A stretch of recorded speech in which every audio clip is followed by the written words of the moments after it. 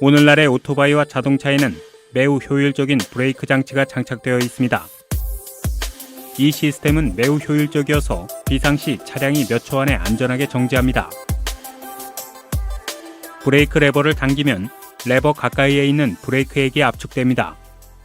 브레이크 라인을 통해 이 압축된 액이 브레이크 패드에 직접 연결되어 브레이크 패드가 활성화됩니다. 방금 보신 이 브레이크 장치는 지난 50년간의 연구와 실제 경험을 통해 개발되었습니다. 엔지니어가 어떻게 이런 효율적인 브레이크 장치를 개발했는지, 그리고 더 구체적으로 디스크 브레이크 뒤에 숨겨진 흥미로운 물리학에 대해 알아보겠습니다. 브레이크 레버에 손을 대어 발생하는 작은 힘이 어떻게 오토바이의 휠을 멈추게 할 수 있는지 궁금하실 것입니다. 기술자들은 파스칼의 법칙을 교묘하게 사용해서 그것을 가능케 했습니다. 레버를 움직이면 작은 피스톤도 움직입니다. 피스톤에는 오일이 채워져 있어 오일이 가압됩니다. 자세히 살펴보면 이 피스톤이 케이블을 통해 큰 피스톤에 연결돼 있음을 알 수 있습니다. 간단히 말해서 큰 피스톤은 브레이크 패드 근처에 위치하고 작은 피스톤은 브레이크 레버 근처에 위치합니다. 파스칼의 법칙에 따르면 두 피스톤의 압력은 동일해야 합니다. 즉, 레버 쪽에 가한 힘이 피스톤의 면적 차이로 인해 여러 번 곱해져 브레이크 패드 쪽에 가해지는 것입니다. 이렇게 하면 브레이크 패드가 움직이며 브레이크 디스크를 눌러 휠이 정지하게 됩니다. 디스크는 휠에 직접 연결되어 있습니다. 영역을 더 넓히기 위해 일반적으로 브레이크 패드에는 두 개의 피스톤이 사용됩니다. 이 메커니즘에 대해 관찰할 수 있는 또 다른 흥미로운 점은 피스톤이 한쪽에만 있다는 것입니다. 그렇다면 다른 쪽의 브레이크 패드는 어떻게 움직일까요? 이는 부동식 캘리퍼 메커니즘이라고 알려진 교묘한 배열로 인해 가능합니다. 이 메커니즘의 가장 큰 부분인 캘리퍼는 고정되어 있지 않고 오히려 선형으로 자유롭게 움직일 수 있다는 점에 유의해야 합니다. 캘리퍼 지지대가 오토바이에 고정되어 있습니다.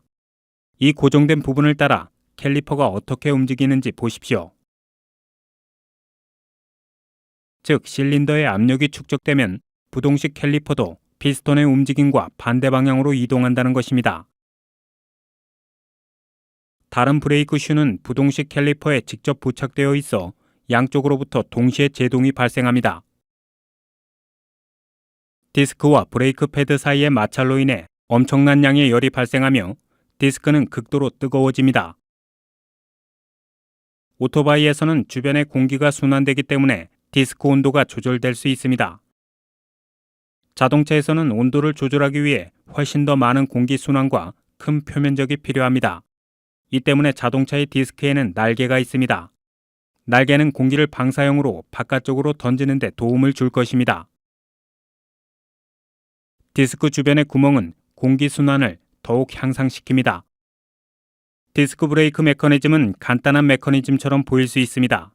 하지만 디스크 브레이크가 자동차를 안전하게 만드는데 얼마나 많은 도움이 되었는지를 이해하기 위해서는 먼저 디스크 브레이크 전에 있었던 버전인 드럼 브레이크에 대해 알아보아야 합니다.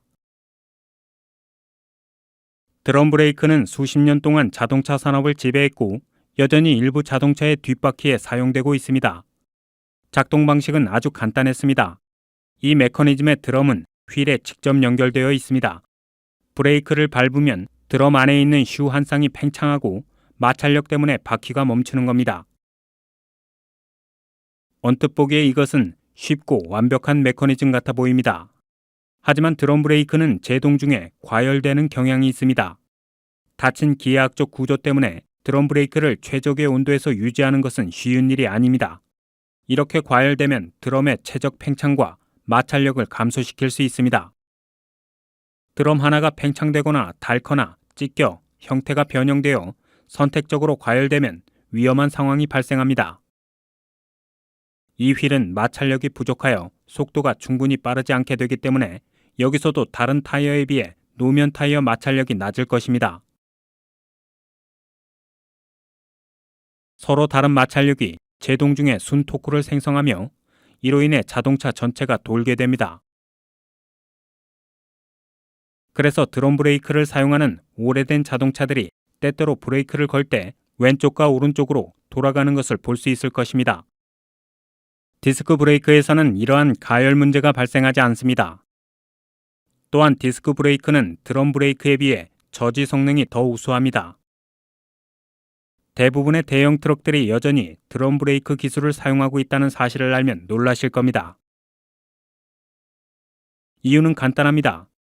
트럭의 드럼 브레이크는 거대한 금속 부품을 가지고 있습니다.